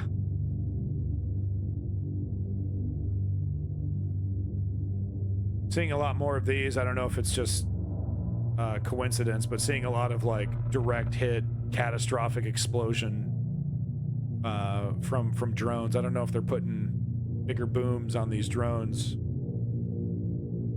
But this is pretty wild, because this kind of looks like an inconsequential hit, right? Hits it right on the ass, but no, that's where the engine is. That's where it's most vulnerable. Drops another one there. I don't know how effective that one was. There's now drones that aim themselves using heat. Oh, that would make sense, right? Going right for the engine then. But here's another one of those. And once again, the music, dude. And look, they repeat this. Another just massive catastrophic explosion. You know.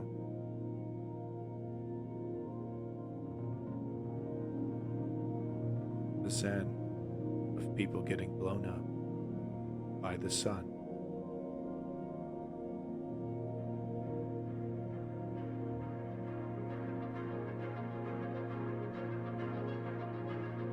Welcome.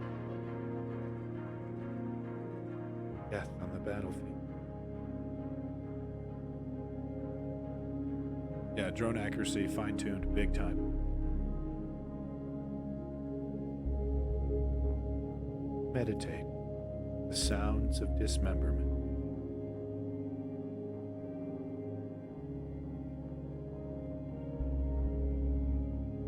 You know what I mean? They're just repeating footage, and like he like slow-mo, zoom in.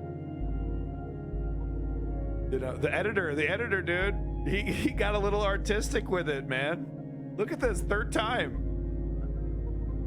This isn't for like journalistic reasons. They're making fucking art out of this, dude. Look at that slow-mo pan back. Hold on, the music, it's about to abruptly, I couldn't believe that they did this cut. Where do you feel this cut, dude? It's so jarring. Maybe an AI whipped this together. Adderall and hard liquor, this might be AI, dude, because it's so jarring. You know, you're listening to the waves crash on the beach while you're watching Russians get their ass kicked. Yeah, I'll put the link in the chat. You got it, buddy. There's another catastrophic explosion. Yeah, there we go. You see the ammo cooking off.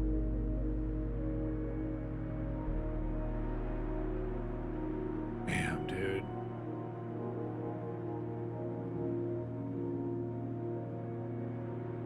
Now, it's very likely, you know, these machines with their hatches open, they've been abandoned for, you know, at least a couple minutes. And then cut. And then, okay, now we're Game of Thrones. You know what I mean? I think an AI might have put this together. But as you know, we can see here, you know, isn't that funny? It's like the Zen of drone war and then Game of Thrones. This one's hilarious, dude. Flies right into the open APC. Nice cope cage. You know, the cope cage would work better if you close the fucking door. Oops. Oopsie daisies. This one has, I think, the catastrophic explosion that gets close to the drone, though, so I need to play it. Maybe. I think I have that one queued up. There's one explosion where like a piece of metal flies like 10 feet in front of the drone. This one. It's this one. Look at this. I think that was it. Oh, shit! Oh, shit!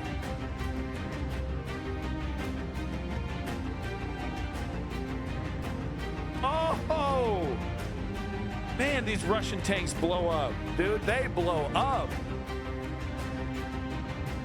No, that wasn't the clip I was thinking of. Maybe it wasn't. Oh, can't show that. Oh, there's, yep. No. Oh, those guys are definitely, oh, no, can't show that. Okay, no, maybe I have a different clip. I think this is the right one, but they don't let it play after this one right here. This one right here. I think this is the one I was thinking of. Yeah, because it has that secondary, and then but they cut it out early. There's like a chunk of metal that flies like right in front of the drone. It's shot up like a mile into the air. You used to think a tank was a mobile fortress. Man, not even close, dude. Here's that link for you, Kim Goblin. You want to see that there? I found that so bizarre, so weird. It was probably just an editor who slapped it together in 5 minutes. You know, he just threw some music on there. Wasn't even thinking. I mean, that building was once someone's home. That tank was once someone's son. Yeah, no strategy. Look, I mean, the tank's being blown up. Unless the tank is moving, it's very likely that the tanks are empty. If that makes you feel any better. But someone's son shouldn't have taken the gun and walked into another person's country. I'm sure you would agree. Hopefully you would tell your son not to do the same. But yeah, no, that building going up, it really is depressing because I mean that is absolutely someone's home, you know, and it wouldn't be that way had Russia and that son decided not to invade. Wouldn't have to be like this. Only 0 IQ morons trust the sun. So is this video Joseph Stalin? Whoa, okay, we're not. Wow. Yeah, I mean, is this CGI? Is this fake? Joseph, let me guess. You think this is all justified and Russia should be able to invade Ukraine, right? The usual nonsense. What's your excuse? You're going to bring up the Donbas canard? You're going to bring up the denazification excuse? What's it going to be, buddy? So I think I'm going to steal this from ABC. So for some reason, ABC is doing a pro-Russian propaganda piece where they get access to the front lines and they get to show the other side of the conflict. So it's very interesting. This just came out, so I'm gonna actually I think I'm gonna watch it and then I'm gonna show it for everybody here. We're gonna steal it. Might have to do something. Might have to mess up the screen a little bit. You know, do some kind of, you know, do something like that. Do some, I don't know, do something like this. Go nuts with it so I don't get DMCA'd. Highly agree, but there's a downside of propaganda and let something being influenced to the degree of thinking they do the right thing. Yeah, I mean, look, but here's the thing. I will criticize you up and down if you're a civilian that is engaging in dehumanization, regardless of the context, because of like what you said, right? It's a kind of a nasty spiral. With that said, a soldier has a job to do. A soldier has a job to do, and part of that job is killing human beings. One of the ways you can cope with the trauma of being asked to do something like that is engaging in the process of dehumanizing your enemy. So the only entity that I ever give any break to when it comes to dehumanizing is the soldier itself, because the soldier, that person on the front line, their job is probably one of the most difficult jobs on planet Earth, you know, frontline combat. And, you know, I'm not going to sit here and judge that person for surviving, for implementing, you know, a mental technique to allow them to survive better. With that said, I don't think military people, when they come back from war, should be civilian leaders. I don't think that's a really great idea, right? Especially if that person has engaged in massive dehumanization.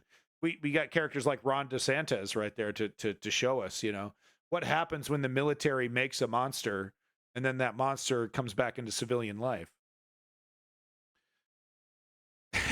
Davin, may as well say, today on Pravda.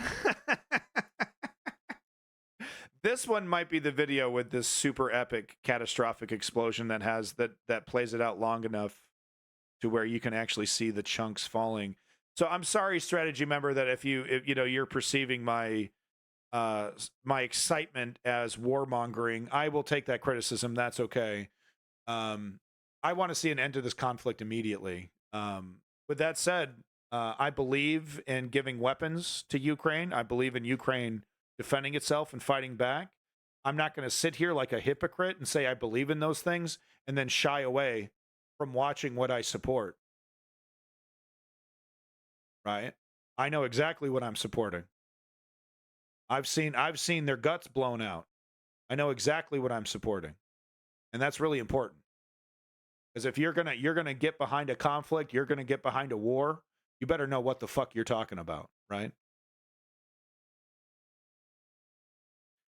So I guess no music this time. Okay, no music this time. All right. But I do want to show this to you. Get some tunage here.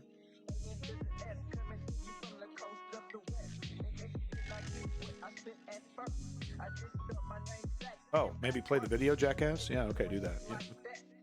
I was vibing to the music.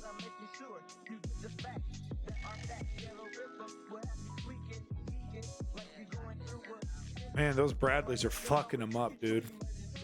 That wasn't a Bradley hit, though. Keep moving, boy. Damn, those cluster bombs. I saw a video of a Russian caught in a cluster bomb explosion. Just things exploding all around him. Absolutely terrible.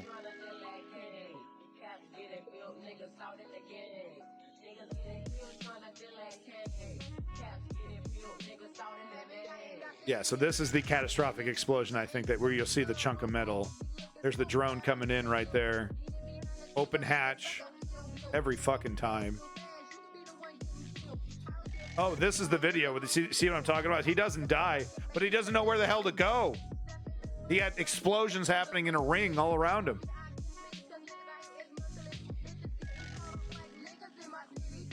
Boom, right there. And then with a secondary, with the ammo popping off. Then watch this. Watch this chunk of metal fly by the drone. Boom, dude. Raining metal.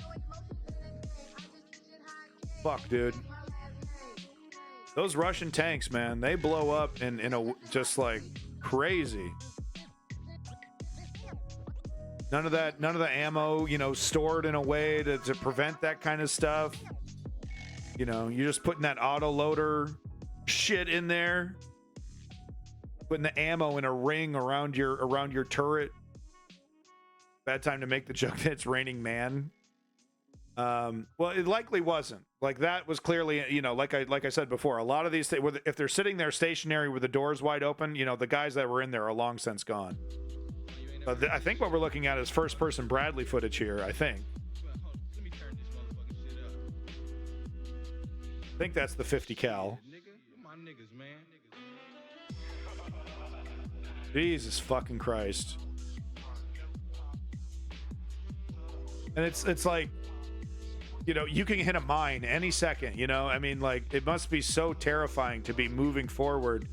Just to be moving at all, just to be going in any direction really in this battlefield, shooting a little dot. This shit's effective in Battlefield. When you get if you've ever played a game of Battlefield where like you get a good guy in a tank, you get a good guy in the helicopter or the F-16, you get a guy who's back at base flinging those artilleries, you get the whole thing running on all cylinders. You can be devastating, man. You can take those control points really quickly. And I'm talking about video games, but you know what I mean? Like, this is exactly what I like to do in a tank. Kind of slowly approach and pound these positions. Damn. And yeah, okay, so I think he just destroyed his target and he's turning around. It's not everything its own way. However, Russia's drone footage shows. So here's some Ukrainian, unfortunately, an Abrams tank was blown up. Yeah, for every loss suffered, the Ukrainians and their enemies dragging them into a brutal battle of attrition. I mean, how many notches on that Abrams tank, you know? And look at the soldiers getting out of there. They're totally surviving that one. Not bad. Yeah, Rob, if we want to stop it, we gotta help them out. You know, this idea that we're gonna, you know, if we create peace with Russia and we capitulate, give them what they want, that is going to be the end of war in the Middle East, or I'm sorry, war in Europe. Ooh, better be careful here. You can see there that Russian was desperately trying. That Russian was desperately trying to shoot the drone on its way down.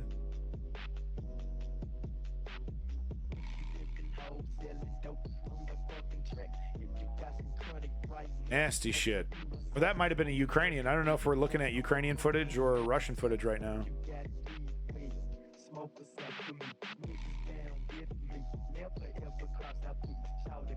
We give Russia what we want, it'll be peace, but all of Europe will be Russia. Well, I mean, I don't agree with that either. I mean, I think that is a bit hyperbolic to say that he's going to be invading Germany or invading Poland. I think, though, it's highly likely that he'll take another non-NATO country, probably a smaller one, but who knows? Better be careful with some of this footage. So yeah, as you can see here, more abandoned machines, you know, just getting picked off by the drones. But yeah, I don't even think Russia would, you know, challenge Germany, not right away, but I think they would, you know, take more of this territory that Putin thinks truly belongs to the Russian Empire. Throw him all the bones, he'll take more, seemingly. All right, and the last bit of news, I think we're just gonna call it a day today. I got more chores to do. Making great progress on the garage. Looks like I might be moving back to the United States, though, so that's the whole thing. I'll update you guys soon on that. I'm not selling the house, though, so does anyone want to rent a house in Surrey, Canada, hit me up. The banking loopholes Russia has used to stay afloat are closing. Yeah, no, this is good news. It's mainly for the kid. I got to do it for my kid, but the good news is that no, I mean, the show will continue to go on, guys. I'll be back in America for a little bit. It's ironic, though, because I'll be doing my Canadian citizenship tests in America. We're still getting Canadian citizenship, folks, so don't worry about that. But no, for there's some specialists that my kid needs to go to, and they only exist in America. The good news is, though, is that I'll be able to once again participate in some civil disobedience, in some direct protesting as well. So I'll look forward to that. Maybe we can, you know, people in the San Jose Bay Area want to come out, do some marches with me. That's going to be really great. Do we get a vote on allowing your return? You do not. I'm like Godzilla, man. I just show up. Oh, God. You know, I really do wish lefties would work as hard as the right wing on, you know, social media, on Twitch. Wouldn't that be great? If the lefties were going into right-wing channels and being like, single-payer healthcare now. We don't do that, do we? We really don't waste our time doing that. But the right does. Is it effective? I guess that's important. All right, let's get to our final story here. The banking loopholes Russia has used to stay afloat are closing. So some good news, you know, talking about sanctions at the beginning of the stream here. Just go on Twitter once the bots are down. Sure. I don't want to create an account, Business Insider. What a joke. Okay, no problem. We got a way around this. We got a magic trick. It's only a matter of time before these oligarchs go after this archive website, because it's so easy to just not logging into your website, Business Insider. Are you insane? Are you actually insane? I don't want an account with you. At best, you can show me some ads for some dick pills. Okay, that's it. That's the extent of our relationship. Okay, I'll read some news from your site. I will glance at some ads for some cock pieces. They always send me cock pieces and dick pills. Somehow they know. I don't know, but that's the extent of this relationship. Okay, Business Insider, you're all like, oh, what's your name? What's your address? What's your number? What's your email? No, I don't know you. I don't know you, Business Insider. I don't know you. Give you better health care. Ribbons. I mean, it's like, it's, you know, not to divulge too much personal information, you know, about me or my son or anything, but you know, he has some vision problems. You know, you guys have seen him wear glasses, so yeah, there's not enough specialists in Canada. You know, we gotta. They're only in the United States. What can we do? Somehow they know I'm small down there. That's from Carl from Aqua Teen Hunger Forces. I was kind of stealing that bit. But no, this is some good news. The banking loopholes Russia has used to stay afloat are closing. Yeah, somehow they know. Several global banks that have helped Russia circumvent Western sanctions are now turning their backs on Moscow as the U.S. has increased pressure to comply. That's good. It's really not enough. And honestly, the Biden administration is not advertising this enough. There's so many things that that they really should be like, where, you know, bully pulpit, blow the dust off that, man. What happened to the bully pulpit? What is wrong with the president getting in front of a camera and talking some shit? It's an American tradition, for God's sakes. Okay. The Wall Street Journal reported financial institutions in the United Arab Emirates, Turkey, and Austria. I always get Austria and Australia mixed up. Austria were shifting away from Russia's businesses in fear that it risks punishment from Washington. So that's great. In December, an executive order granted the U.S. Treasury. I almost bought nachos too. I was going to get in trouble though. In December, an executive order granted the U.S. Treasury broader sanctioning power, enabling it to pursue foreign banks that facilitated transactions with Russia. Okay. It targeted these institutions. If targeted, these institutions could lose access to correspondent U.S. banks, which act as the backbone of global finance. Yeah, it's literally the source of the American empire's power. The dollar. I was drunk and hungry when I made it. Nachos are so good though, right? I'm an uncomplicated man when it comes to nachos. Beans, cheese, meat. That's all I need. Keep your lettuce, keep your salad. I didn't order a salad. I ordered something very unhealthy. Drown that bitch too, dude. Drown that bitch. Every chip completely covered. Those are my kind of nachos. Months later, Deputy Treasury Wally Adeyemo said the threat of secondary sanctions was proving fruitful, with a notable decrease in financial flows between Moscow and Middle Eastern banks. All right, little victory, small victory. I'll take it. There we go. I'll take it. Ben and Jerry sucks. Fucking Ben and Jerry over here, Russian apologist, defeatist. They can suck my dick. Flush that shit. You know what they need to do? They need to put some ice cream in their fucking bowls of candy that they sell you. That's what Ben and Jerry's needs to do. That's right, I'm fucking burning you, dude. Get smoked. Get smoked, Ben. Get smoked, Jerry. Get smoked. How about you put some ice cream in those fucking ice cream cups? It's all candy.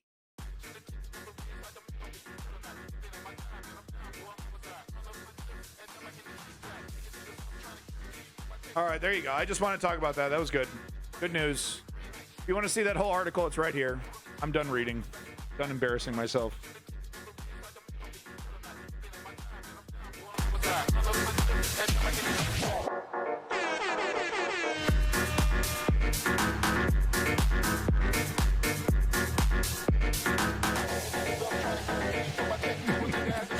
Big props to this Rally Funk Rally House mix. I don't know where any of these tracks came from, but they're awesome. Yeah, Ribbons, it's bad news. Look it up. Ben and Jerry's guy is like I care so much about peace. I care so much about the Palestinians, but fuck the Ukrainians, one of those lefties. I don't get it. You know, I mean, how many dick pics does the Kremlin have in their secret compromise vault? You know what I'm saying? You know, what kind of shit they got on Roger Waters over here? Cherry Garcia was a good flavor. Cherry Garcia is pretty good because it has real fruit. You know, they load it up with cherries. It is pretty good. I ain't buying that shit though anymore. Fake ass hippies, they give a shit about like I said, human rights, right? Unless you're in Ukraine. Unless Russia makes some ridiculous argument about the history of ownership. Like Ukraine doesn't deserve independence like any other country.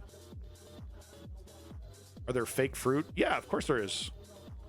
Hell, you know, most of the fruit snacks that you eat is just flavored apples. You know that? You know, you'll get something, strawberry. It's, strawberry fruit bar, 90% apple. You know that? No one knows that. All right, folks. Well, there you go. That is our coverage for today. Ukraine coverage, just wanted to, I think, that debate, I'm really glad I showed most of that debate there because that was, like I said, that was the debate that seems to be happening right now. Do we capitulate? Do we freeze? Absurd. Thank you, Borderline Feline. Oh, apples are good. Yeah. But you know what I mean? So that was the debate with Ukraine. It's like, are they going to, is this over with? Are we negotiating defeat, basically? We're just going to call it a freeze, but let's admit what this really is. And there's my phone. Who's calling me? It's my wife. All right, folks, I don't have time to say goodbye. I got to talk to the wife. Peace in that motherfucking Middle East and glory to the Ukrainian democracy. We'll hit you up again tomorrow. Hey, honey, how you doing?